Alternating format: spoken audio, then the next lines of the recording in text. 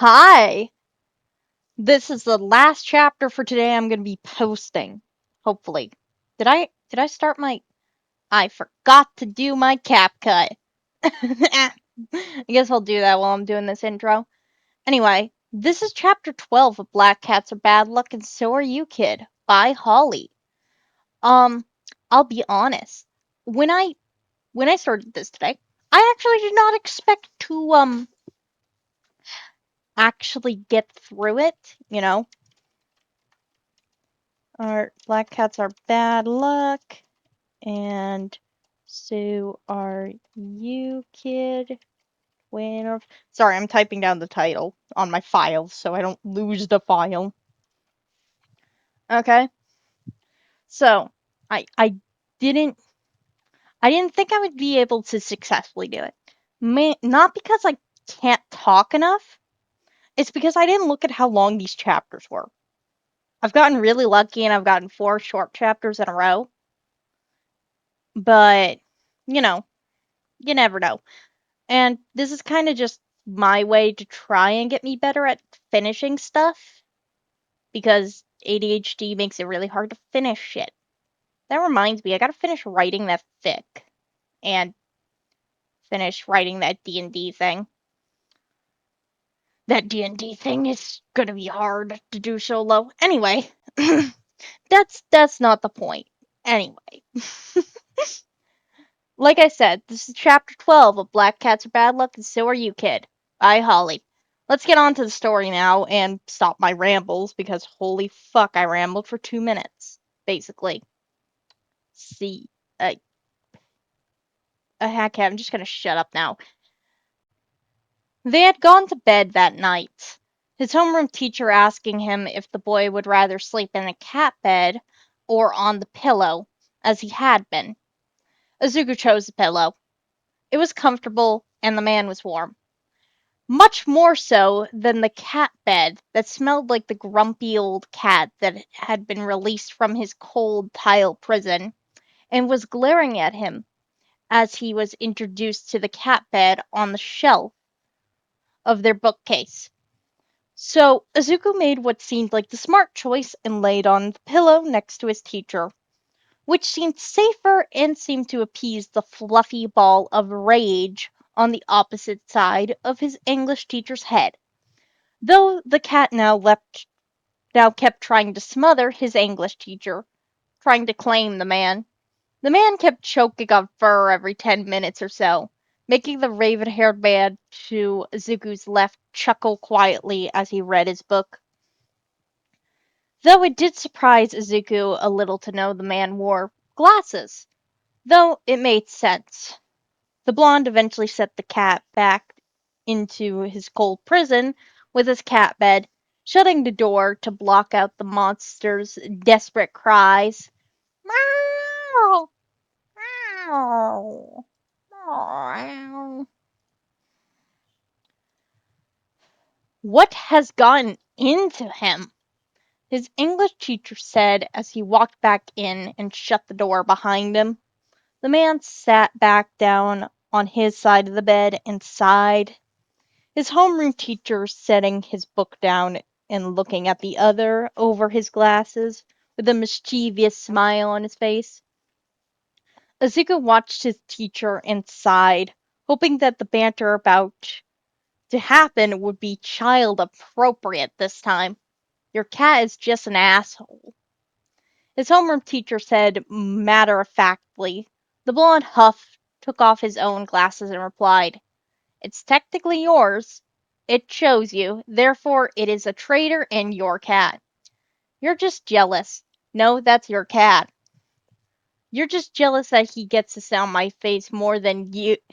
Zuko quickly shot down that conversation by smacking his English teacher's face, which had been creeping closer as their conversation continued. The man looked down at Zuko and flushed, looking away and clearing his throat. Though his homeroom teacher did something that would haunt Zuko forever. The man goddamn laughed. It was a sweet sound, genuine and pure, if not for the context in which he was laughing. Zuko's tail bushed up as he walked over to his English teacher, sitting on the man's lap to get away from his homeroom teacher, but to also spook his English teacher as revenge, which worked as the man still had not become comfortable with him completely yet. The man stiffened and Izuku glared at him, tail lashing slowly side to side. Show help. The man snorted and looked back at his book.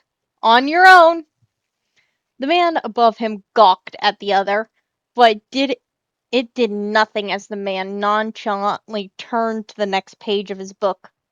Izuku stomped a paw on the ground, once which made the man above him jump, jerking his head down to look at Izuku. The boy glared at the man further, as their eyes met. The man gulped nervously. Hey there, little dude. Izuku flicked his tail a little harder, and the man squeaked. A small chuckle came from his right, and his homeroom teacher quietly addressed Izuku. Yeah, get him, kid. Don't encourage this! Get him, tiger.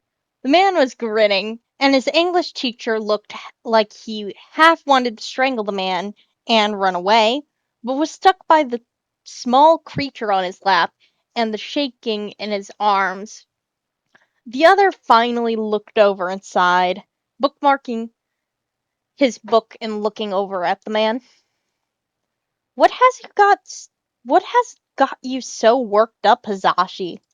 Just Midoriya, and you're not scared of sushi.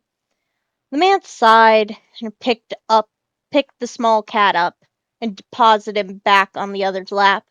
Izuku curled up into a ball, and the man looked down at the boy as his hands drifted away from the tiny black beast he just moved. I was raised very superstitiously, and still am. This'll take some getting used to. I'm sorry, Midoriya. He sighed and flicked his tail. Another superstitious person. But he knew the man was trying, and he had been getting better, so Izuku nodded at the man and laid his head down on his paws. The man sighed and pat the boy's head gently, which Izuku leaned into. His homeroom teacher nodded and yawned, setting the book to the side and taking off his glasses and putting them on his book. He spoke up while he was getting comfortable. You're glad to know, Zashi. Can I still have my one pet car? This counts as your one more pet. The man countered immediately, the other holding him pointed down at him. No, it's a child. You used your one pet card. On a child. Go to sleep, you heathen. Izuku woke the next day by his homeroom teacher's head again, the man softly snoring. Izuku sat up and began to lick his fur that was sticking up in odd positions and making him uncomfortable, which woke the man beside him, though slowly.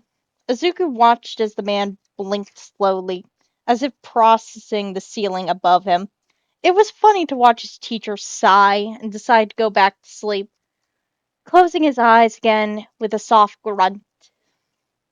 He sighed and walked towards the end of the bed to lose a bit more of his dignity to the litter box. But the door was closed, and Izuku remembered the other cat was trapped within the bathroom, where the box was located. He decided he could hold it until his teachers woke and sat down. After about 5 minutes, though, he relented and went to wake his homeroom teacher. He walked back to the man's pillow and pawed at the man's face gently. The man rolled away from his paw and grumbled. Izuku meowed quietly. Meow, meow, meow, into the man's ear, which made him mumble and sit up. Izuku sat back and waited for his teacher to wake up. The man looked down at him and sighed. He yawned and quietly mumbled. What's up, kid? Izuku jumped off the bed and walked towards the door. He gently pawed at it when the man sighed and stand. picking the boy up and walking towards the restroom. The man opened it for Ushi, who went bolting out and back into the bedroom, and set Izuku down. Hurry along now. Izuku walked in and sighed, preparing himself to lose more of his dignity before stepping into the sand. Once everyone was awake and fed, there was a knock at the door. Izuku was on the counter cleaning himself after his meal, and curiously looked towards the hall that led to the door. Mr. Asashi got up and walked over to the door, and Izuku heard a small little girl greet the man. Eri! He sat up immediately and saw the little girl running in, followed by his English teacher and Mario, who immediately looked at Izuku. So, Eri tells me the cat can talk. His homeroom teacher sat up. It's Midoriya turned into a cat. Showed up! His English teacher cried, but the man just shrugged and put his head down, leaving the younger blonde confused and bewildered. What? Izuku sighed and laughed softly at the boy's face as the other looked between his homeroom teacher and him. His English teacher patted the boy's back and began to explain better. There was a quirk that temporarily turned Midoriya into a cat. He will return to his normal form 2 weeks from now. He came and found us when we were searching for him, and we didn't know it was him until he responded to our questions. The younger blonde nodded and looked down at Midoriya, who flicked his tail and meowed. Meow! The younger man knelt down to be at his level, where he sat on the counter and held out his fist. You good, Izuku? Izuku bumped the man's fist with his paw, meowing happily. Meow! Meow! Meow! Which made the other chuckle. Good to know, little dude. Oh my god. Sorry, I'm giggling way too hard because of this chapter. I love this chapter. This is actually the end of this chapter, but I do want to read the notes this time because I love this note. Azawa is a gremlin. Bro ran around on the streets for years with just a suitcase and doesn't decorate his living space. He's a grade A gremlin and you can't convince me otherwise. Also, not sure about a certain scene, but in this, but meh, this is filler. Ignore it. That's the author's note. I haven't been reading them because some of